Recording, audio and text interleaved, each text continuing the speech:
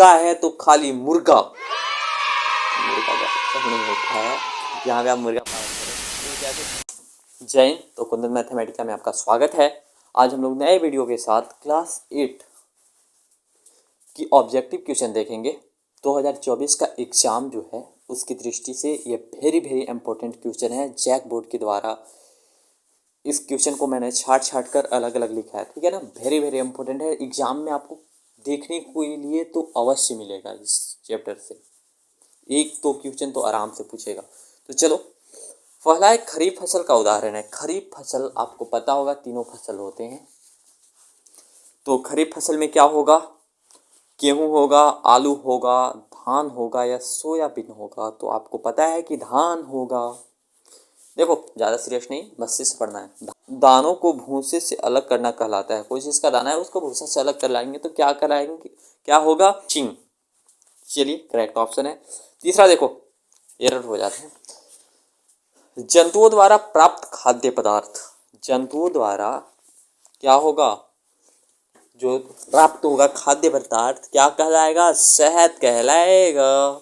अगला क्वेश्चन देखो, चौथा क्वेश्चन है, जब एक ही किस्म के पौधे आप किसी बड़े स्थान पे कोई भी चीज़ बड़े पैमाने पे लगाएंगे तो उसको क्या कहेंगे? फसल कहेंगे। चलिए, सही है, मेरा सब सही है। अगला देखो, स्वपोषी का उदाहरण है। स्वपोषी, स्वपोषी, बकरी स्वपोषी होगा, गाय स्वपोषी नहीं होगा, बकरी भी नहीं होगा, मनुष्य भी नहीं होगा, तो क्या होगा? आम का पौधा स्वपोषी है। क्यों? क्योंकि खुद बेचारा प्रकाश संश्लेषण लेता है, पानी लेता है, खनिज लवण लेता है, उसके बाद बीज आता है आम के, लेकिन पत्थर से मार के गिरा के खा जाता है। तो समझिए कितना मेहनत करता है। तो स्वपोषी क्या होगा? हम लोग परपोषी ना, उस पर निर्भर रहते हैं। अगला क्वेश्चन देखो, छठा, ग्रीष्म ऋतु में लगाई जाने वाली फसल है। बाप रे बाप, गर्मी में जो लगता है फसल, वाटरमेलन, ककड़ी, खीरा का उसी को वाटरमेलन तरबूज बोलेंगे ना। तो ये सब खाते हो ना, तो का होगा? वो खरीफ होगा या रबी होगा या जायद होगा? तो सबसे पहले जो मैं बोला वही होगा, खरीफ फसल। समझो बात को, कितना गर्मी आएगा अभी मार्च अप्रैल में। देखो, खरपतवार का उदाहरण है, कौन हो जाएगा? मसूर हो जाएगा। मसूर तो नहीं होगा खरपतवार। तीसी भी नहीं होगा, जूट भी नहीं होगा, तो गाजर घास का पता, घास ही मानो ना, घास से भी समझ में आ रहा है आपको। चलिए, अगला क्वेश्चन 8वां नंबर है, फसल से अनाजों को अलग करने की प्रक्रिया को कहा जाता है। जब फसल होगा उस फसल को अनाजों से अलग करने की प्रक्रिया क्या कहलाएगी? कटाई, ओसाई, दौनी कहलाएगी कि भंडारण? बताइए। तो कहलाएगी दौनी। दौते हो ना, उसी को बोल रहा है। रेशेदार फसल है। रेशेदार फसल आपको पता है, कपास, सूरजमुखी का तेल होता है, चना रोज खाते हो ठूस ठूस के, गेहूं को रोटी खाते हो, तो रेशा कौन से होगा? हम तो कपड़ों नहीं पहन पाओगे फिर। निम्न में से कौन रबी फसल है? रबी रबी रबी कौन है? रबी, धान, चना, मक्का, कौन है रबी फसल? बताइए। तो चना हो जाएगा। अभी जो लगा हुआ है, फरवरी की बात चलेगी अब ना, जनवरी फरवरी। चलो, फसल चक्रण से मिट्टी की उर्वरता क्या हो जाएगी? बढ़ेगी, घटेगी? अरे गधे लोग, बढ़ेगा ना, ठीक ठाक रहेगा तब ना बढ़ेगा। बार बार लगाओगे तो फर्टाइल रहेगा, खाद डाल देते हो मुर्गी जैसा। अगला देखो अगला देखिए, एक बगल में बैठे हैं सर, बहुत मस्ती में है वो भी।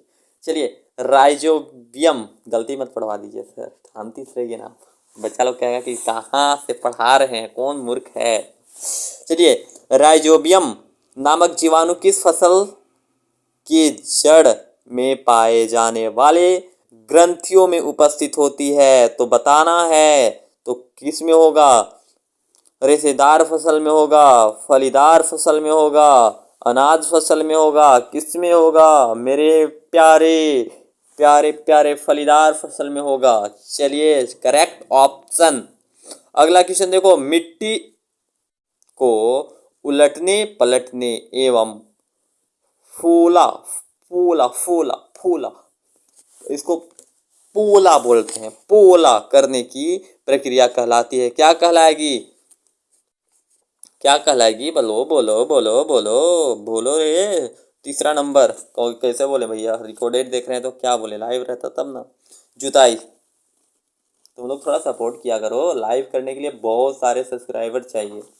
अब मेरे पास है नहीं, मैं गरीब आदमी। हाँ सुना। 14 नंबर क्वेश्चन देखो। ऋतु के आधार पर निम्न में से कौन फसल सबसे कम प्रचलित है? कम प्रचलित है, सबसे कम प्रचलित है। कौन फसल सबसे कम प्रचलित है? मिश्रित फसल जो है ना, सबसे कम। एगो में लगा दिए धान, गेहूं, मुर्गा मुर्गी, बकरा बकरी, सब के में लगा दिए हैं तो मिश्रित फसल हो जाएगा। कहने का मतलब है जैसे कि आप लगा रहे हो ना, सीरियस में लो बातों को। जैसे कि आप बुन रहे हो, राई बुन रहे हो, उसी में चना लगा दिए, उसी में मसूर लगा दिए, तो उसी में थोड़ा सा अथी क्या रहता है रे, सब बुन दोगे। अथी सब धनिया उनिया वो सब बुन दोगे तो मिश्रित फसल बहुत कम प्रचलित है। बहुत कम लोग लगाता है। जिसके पास खेत कम होता है, गरीब गुरबा, सॉरी बातों के सीरियस ना ले, मतलब जिसके पास खेत वगैरह कम नहीं रहता ना, वो लगाते हैं गरीबी के कारण। हम तो इसी लगाते हैं, बात है सब क्लियर। अगला क्वेश्चन 15 नंबर देखो। खरपतवार का उदाहरण है। खरपतवार का उदाहरण मसूर तो होगा नहीं, जूट तो होगा नहीं, तीसी तो होगा नहीं, तो होगा घास। जंतुओं द्वारा प्राप्त खाद्य पदार्थ है। जंतु के द्वारा, आपको बताया था पीछे ही क्या, शहद। और कैसे होगा तो क्लास में मिलना हमसे। निम्न विकल्पों में कौन फलदार फसल है? फलेगा कौन? नींबू फलेगा कि धान फलेगा कि गेहूं फलेगा कि ज्वार फलेगा? तो धान नहीं फलेगा, क्या होगा? फूटेगा, तो नींबू फलेगा। चलिए ठीक है। 18 नंबर क्वेश्चन देखो। रेशेदार फसल है सूरजमुखी के तेल।